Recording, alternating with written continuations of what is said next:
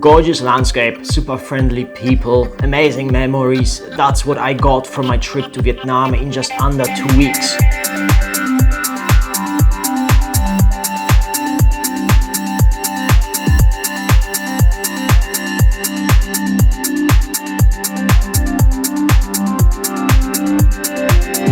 Traveled the country from north to south, starting in the capital of Hanoi. I stayed in Old Quarter, the heart and historical epicenter of action around the lake of Ho Hoan Kiem. This area is bustling with shops, bars, entertainment and lots of traffic. You can lose yourself walking around in the crowded streets, which is the first thing I did after sitting down in the hostel. There is lots of picturesque landmarks you can find in the Old Quarter. Drink a coffee at Dong King Gyatong Square. I know I pronounced it wrong. You'll find there the Legend Beer Bar in a curiously looking building with a nice view over the square and the neighboring lake.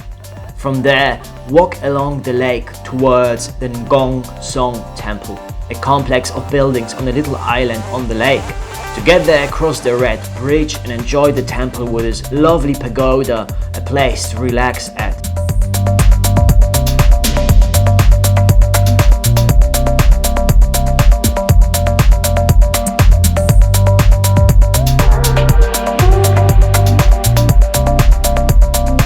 From the western part of the lake, it's not far away to St. Joseph's Cathedral, the city's oldest church that looks similar to Notre Dame in Paris. It's a great place for tourists with a small square right in front of the cathedral. On the side of the square, I found the Xian hostel with a rooftop bar. I asked at the reception and could go up and from the very top capture the view of the cathedral and the nearby surroundings. I really recommend that area to stay at if you come to visit Hanoi.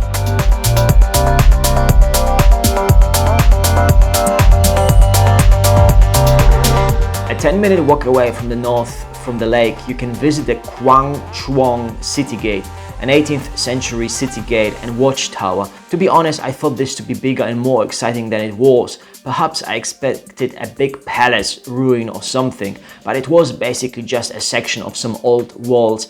Nice to see if you stroll around, but I wouldn't plan my day around it to see it at all costs. But still, a nice bonus place to visit. By the way, I lost a control button from my camera rig while walking around that area. That's why I remember the place more clearly than I perhaps normally would. A major attraction in Hanoi is the railway that goes through the city center between very narrow and small streets. Residents have literally trains running past their doorsteps a few times during the day, and it has become a sort of an attraction for tourists, as the residents in some spots can offer food and refreshments on rails during the hours before the train passes. I've been at least to 2 such spots. One was the Cafe A99 on the western edge of the Old Quarter, a very lovely spot with an upper floor overlooking the rails right opposite a gorgeous and colorful mural. I'd say it's a little secret place where to sit, relax and have a delicious egg coffee.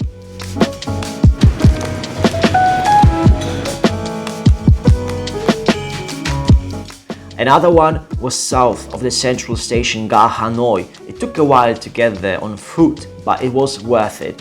I sat there with some fellow backpackers and we enjoyed the great local street scenery, sitting comfortably on rails, just hanging out and enjoying being lost in this very special city.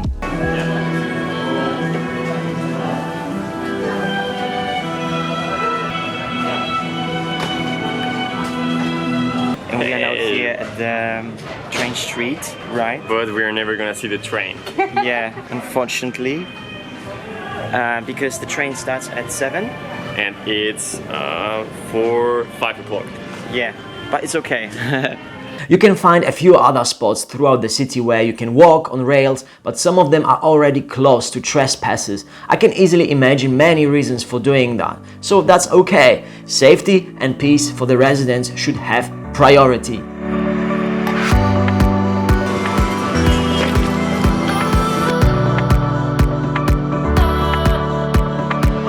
What you shouldn't miss while visiting Hanoi is the Ho Chi Minh Mausoleum, the last resting place of the key figure of the modern Republic of Vietnam, which politically and ideologically is a communist country. The mausoleum is surrounded by a big park in which you could spend some time relaxing.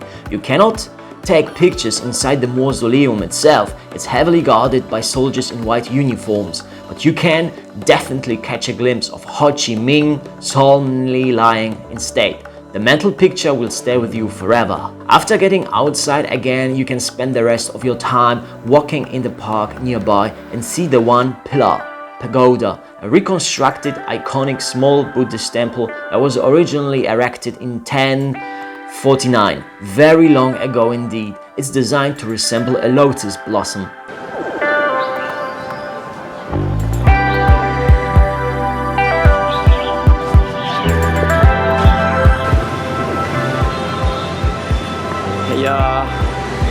Hey, my actors. Oh yeah. Look, that was good. What I surprisingly enjoyed was the Temple of Literature just south of the mausoleum. It's a Confucian temple dedicated to Confucius himself, sages and scholars, and consists of landscaped courtyards, altars and shrines, and an imposing front gate. It was a pleasure walking around there with my two backpacker friends and getting lost within the walls of this very long, spacious complex of ancient buildings that were originally built in 1070. Between the governmental district with the mausoleum and the Old Quarter, you can make your way to the Thang Imperial Citadel complex with 11th century buildings and sculptures, and from there to King Thien, a historic fort and former royal residence. Paparazzi, regattoni. When traveling, you probably want to keep the memories of the epic places you visited close to your heart. The best way to do it is by storing your precious memory in a gorgeous necklace on which you can let engrave the name or the coordinates of the location you truly love. Or it can be any word that holds a special meaning to you. I got this elegant, simple and customized necklace with my nickname on it from the vendor of my shop. I put the link for you down below where you can check it out and get a stylish piece at a discounted price with my promo code. This wonderful stainless steel bar necklace comes with or without engraving. It's an elegant and simple accessory to complement your looks, keep your travel memories, or bring joy to your loved ones as a perfect gift. Check out the link down below. I'm sure you'll love it. Okay, now let's get back to the Vietnam trip.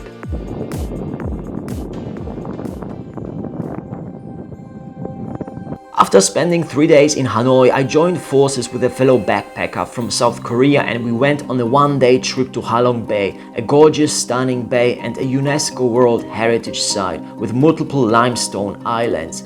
It's a very popular tourist destination.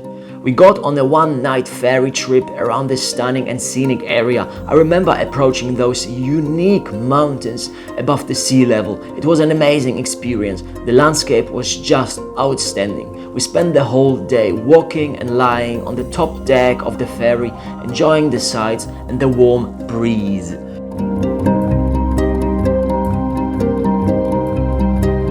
We got off the boat a few times to see interesting places. The first was the T-Top Island, basically a big hill with a viewing pagoda on top and a beach at the bottom. Although the view was stunning as expected, there were just too many people spoiling that gorgeous experience. Even taking a picture was stressful enough, so we moved on.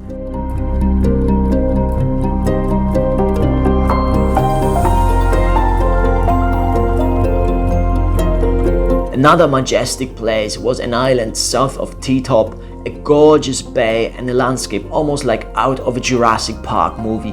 We got off there and entered the magnificent Hang Sung Sot cave.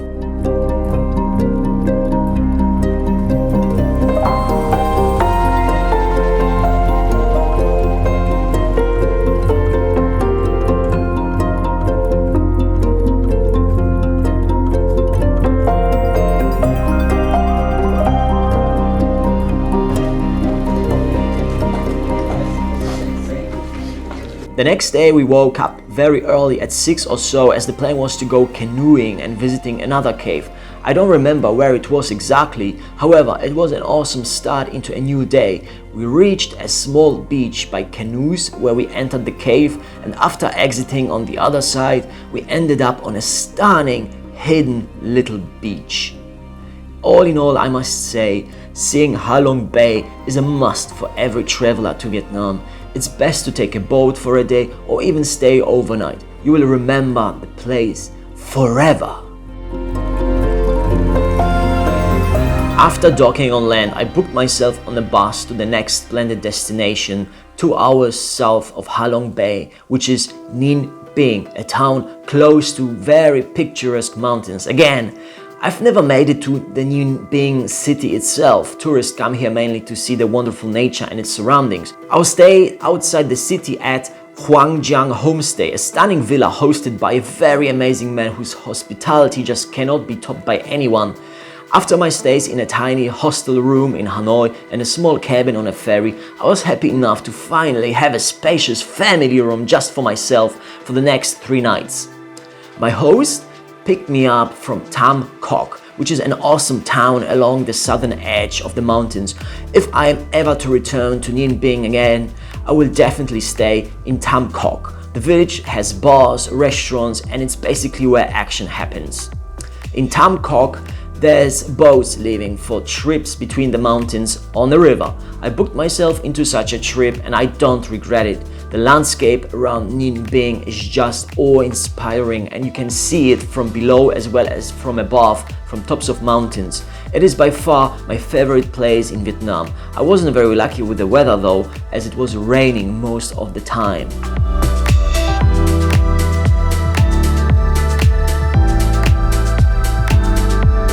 Anyway, there's so many places you can see around the area, it's just stunning. The first thing I can recommend is the Hoa Lu, an ancient capital dating back to the 10th century, packed with temple and fortress ruins. Upon arrival in front of the main gate, you might be greeted with ladies selling hats. My seller was very persistent, and for $1 I got myself a hat. At the end of the group trip, on day 1, we cycled among the rice fields and along a mountainside in the Beach Dong area near Tam Coc.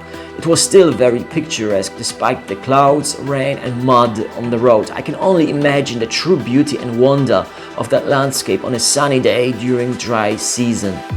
A definite highlight of your trip will be the Huang Mua Viewpoint. You get there by climbing a staircase on the southern side of the mountain range. Just walk up and enjoy a view that you'll never forget. I got there on a bike as it was only about 15 minutes away from my accommodation. The Huang Mua Viewpoint overlooks the surroundings in 2 directions, one over the river where I took the boat trip the day before, and one in the opposite direction towards the horizon. The place offers a perfect opportunity for some incredible photos. You can even take some risks and try to climb up the rocks further to touch the stature of a dragon. Many people do that, but you have to be careful not to slip or cut yourself along sharp edges. On the other side, you can have another perfect photo opportunity with a small tower at the top overlooking the scenery. However, I have to say that place was terribly crowded and people took their time to take the perfect photo with a perfect angle and a perfect pose. You really had to be patient. At the bottom of the staircase, there is a long walkway with beautifully decorated bars, restaurants, hotels and gardens.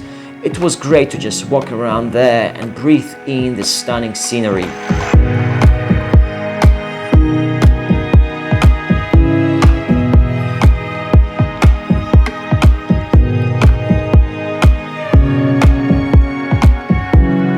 That was my first guide to Hanoi, Halong Bay and Ninh Binh in epic Vietnam. There's more to come in part 2 of my best of Vietnam journey, so definitely check this out. I hope you enjoyed the experience and the recommendations. If you liked it, please remember to click the like button below this video and subscribe to this channel. It really means a lot to me. If you subscribe, you'll get a notification when a new video comes up. See you soon in part 2 of my Vietnam journey, one of the most epic places in the world. Watch out and meet you there. Peace.